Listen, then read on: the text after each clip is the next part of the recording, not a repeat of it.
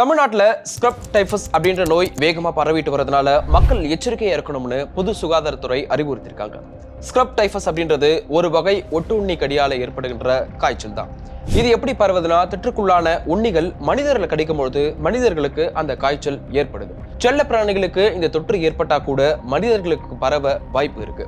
இந்த உண்ணிகள் கடிச்சு 14 நாட்கள்ல காய்ச்சல், குளிர் நடுக்கம், உடல் சோர்வு, இரும்பலும் வரும். அடுத்ததா உண்ணி கடிச்ச இடத்துல சிகரெட்டால சூடு வச்ச மாதிரி கருப்பு நிறத்த நீள்வட்ட புண்ணும் ஏற்படும். இதுதான் இந்த நோயோடைய அறிகுறிகளா இருந்துட்டு இருக்கு.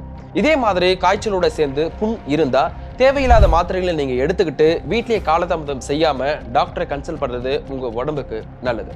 சரி, இதை எப்படி தடுக்கலாம்னு கேட்டா, உங்க தலையாணை மற்றும் படுக்கை விரிப்புகளை எப்பவுமே நீங்க சுத்தமா வச்சுக்கணும். அது மட்டும் இல்லாம உங்க வீட்டை சுத்தி புதர்கள் மண்டி இருந்தா அதை சுத்தம் செஞ்சுட்டு உண்ணிக்கொல்லி மருந்துகளை நீங்க தெளிக்கலாம்.